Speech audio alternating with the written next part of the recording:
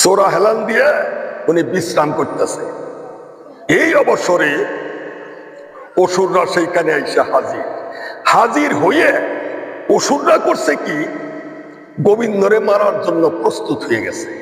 যখনই গোবিন্দের কাছে গেছে, গোবিন্দ বাঁকা ঠাম নিয়ে ত্রিভঙ্গা ভঙ্গিমা রূপে তিনি বংশী বাদন করতে করতে নিদ্রিত হয়েছে।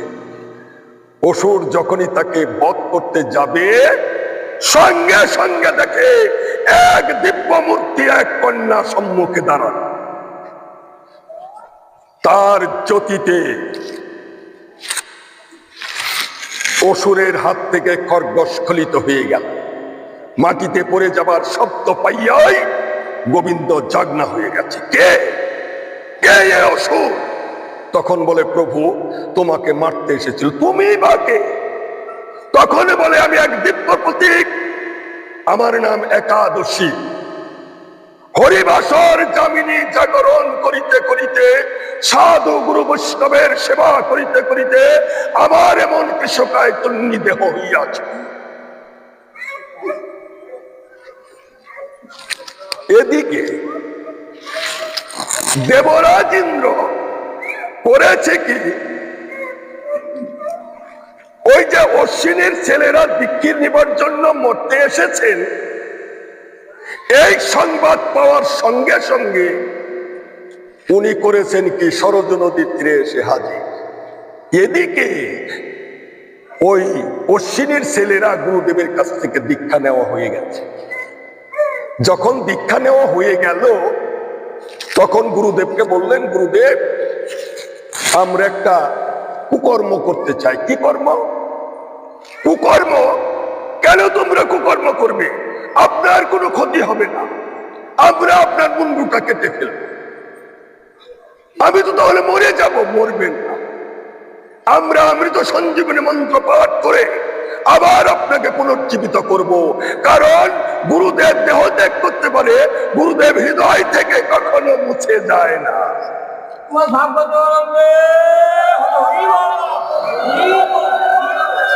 তাই রাস্তায় ছিল এক ঘোড়া, সেই ঘোড়ার মুন্ডু কেটে এনে গুরুদেবের মাথায় বসিয়ে দিল। ঘোড়ায় দেবরাজ ইন্দ্রের সঙ্গে কথা বলছে। আমি ভেবেছিলাম মানুষ, কিন্তু এত দেখি ঘোড়ার মুন্ডুওয়ালা মানুষ। এ আবার গুরুদেব হয় কি করে? আপনারা পোস্টারের মধ্যে দেখেন না, অনেক জায়গায় ঘোড়ার মুন্ডু, অনেক জায়গায় হাতির মুন্ডু মানুষের মাথার মধ্যে, বিভিন্ন জায়গায় নারীর মুখের মধ্যে অন্য মুন্ডু। এগুলো কোথার থেকে আসে? আপনারা পুস্তক না ঘাটলে এগুলো আপনারা পাবেন না। ইনি চলছে। তখন দেবরাজ ইন্দ্র করলেন কি, কুপিত হইয়া উনি গুরুদেবের মুন্ডুখানা ছেদন করে নিয়ে গেলেন। আর এই সুযোগে গুরুপুত্রেরা এসে সেই গুরুদেবের আসল মুন্ডু গুরুদেবের মস্তকে লাগিয়ে দিয়ে গুরুদেবের চরণে ভক্তি করে গুরুদেবের কাছে ক্ষমা চাইছে। প্রভু গো, তুমি আমাদের ক্ষমা করে দাও, আমরা অপরাধ করেছি, তোমার অঙ্গহানি করেছিলাম। তখন বলে, বৎস তোমাদের কোনো দোষ নাই। বাঁচবার জন্য মানুষ কতই নাকি করে, তোমরা তো আমার প্রাণ শুধু রক্ষা করো নাই, তোমরা গুরুকুলকে পর্যন্ত রক্ষা করে ফেলেছ। তোমাদের কোনো ভয় নাই, তোমরা স্বর্গে গমন করো। এখন তো স্বর্গের যুদ্ধ বেঁধে গেছে। দেবরাজ ইন্দ্রাদি বরুণাদি সকল দেবতারা পদচ্যুত হইয়াছে, সব মধ্যে এসে লুকিয়ে রয়েছে।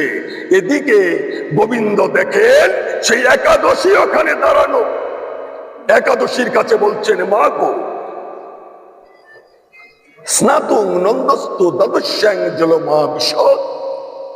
তোমার একাদশী ব্রত ইহা পালন করতে করতে তোমার দেহ যদি কৃষকায় তন্নি হয়ে যায়, তাহলে তোমার ভেতরে যে শক্তি সঞ্চয় হইয়াছে, সেই শক্তির দ্বারা কি আমাদের কোনো কল্যাণ করতে পারো? পারবো প্রভু। কি হয়েছে আমাদের বলো। তখন বলে, বৃত্তাসুরে অত্যাচারে আমরা উৎপীড়িত, লাঞ্ছিত, আমাদের বাঁচবার পথ করে দাও। তখন বলে, কোনো চিন্তা করো না, তোমরা সকলে একত্রিত হইয়া সাধুগুরু বৈষ্ণব সব নারায়ণের চরণ তলে শরণাপন্ন হও।